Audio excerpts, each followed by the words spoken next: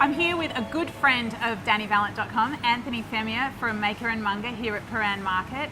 And I heard that Anthony had brought in a special wheel of my favourite cheese in the world, and he's here to tell us about the cheese and also to help us match it with some beautiful drinks.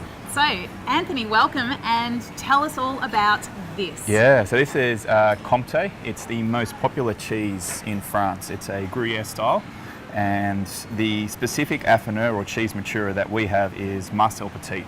And Marcel Petit is the leader of Comte maturation there in France, and what he did was he revolutionised Comte. So before 1950 it was matured like an Emmental, so it was pretty much this high. It had the holes like as if the mouse had been eating on the cheese, and what he did was he took this fort here, this abandoned war fort from the Prussian era, and converted it into cheese maturation. And so what that basically meant was 10 degrees, 90% humidity, and that allows this cheese to slowly ripen rather than advanced ripening of 15 degrees. Okay. So the cheese shrunk, the flavour concentrated, and it's just this beautiful, nutty, it's just distinct aroma. And I was lucky enough to be chosen this year as the first Australian cheesemonger to be able to go pick that flavour. And it was back in March this year, and it was snowing, and I'd never seen snow as well. And so it was just ticking all the boxes. And basically there's gentlemen that work in this cave. It goes about half a kilometre into the mountain, and they've been working there for about 20 to 30 years as trieurs or cheese tasters, and it's their job to grade each wheel of Comte. So hang on, let me get this straight. There's someone whose job is to taste cheese every day of their lives. And listen to the cheese too. And so listen to the cheese. They have like a little hammer, and they go around and they knock on the cheese, and they want to learn if there's any cracks in there, if any fissures, or if the cheese is perfect. Wow. And when they're grading Comte, there's 20 different criteria that need to be satisfied, including each cow has its own hectare of grass. It has to be either grass or hay. It can only be Montbéliard or Simmental cows, and these are like royal cows of the Alpine regions. And when they're past the classifications, and when they get over 14 out of 20, they get to wear the green bells on the outside.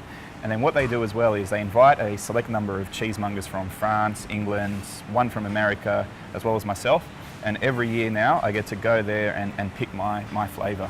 Oh my goodness, so this is your cheese? This is my cheese. Your flavour profile. So, okay, shall we taste it? Yeah, we should taste it. So always important as well to always cut quite thin. Okay. Don't butcher the cheese. Don't be that selfish person on the cheese platter that cuts a chunk, because what you want to do is you want to release the flavour of little calcium crystals. Okay. You then sort of break it open. Yep. Smell the aroma. So aroma is almost 40% of our flavour. And then we just slowly press it through the mouth as we taste. I love Comte because it is so nutty. It really takes you to the meadow. And the creamy palate, even though this cheese is over 1 year old, it's still quite creamy. It's really creamy. It's beautiful. And so what's your flavour profile? What did you ask for?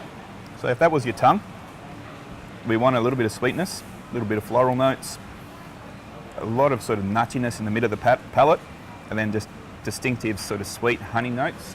There's no bitterness, there's no acidity, it's just all in the front of the and mid palate. It develops a lot of saliva as you consume it as well. But it's that type of cheese that you can consume all day. Breakfast, you know, brunch, champagne breakfast for the races. It's awesome. You're so my person. Can you give me all my instructions for life? I'm having cheese at every moment of every day. Okay, now we're going to partner it with some interesting drinks. Tell us what we've got. So we've got a green tea here with roasted rice. Roasted rice. Yep. So again, my cha. Very hard to talk, isn't it? It is, but it's, I mean, you know, I'd be happily tongue-tied for life if I always had Comte in my mouth. Now, sommeliers tell you to sip the drink first and then taste the cheese, so we'll do that. So. Okay, because there is that nuttiness from the roasted rice with this Japanese-style tea. Wow. I mean... So they complement each other.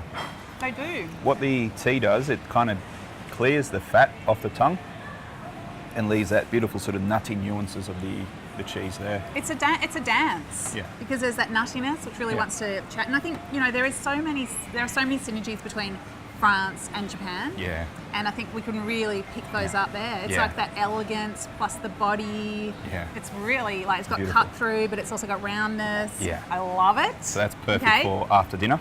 Okay. So those What's who don't next? drink alcohol after dinner. Next is the aged Chardonnay from the Jura.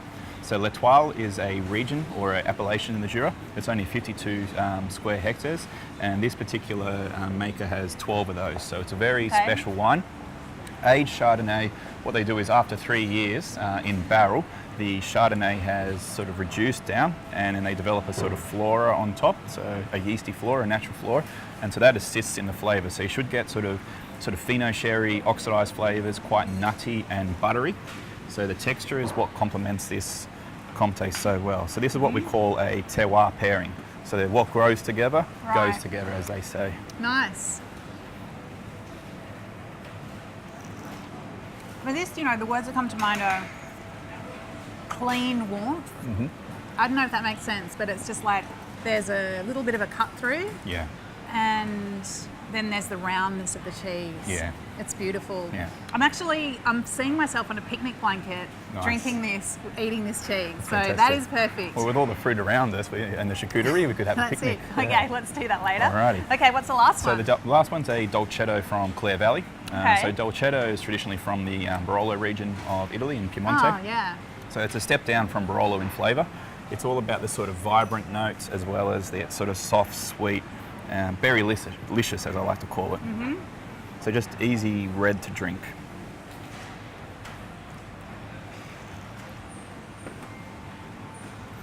So that's all that sort of sweetness.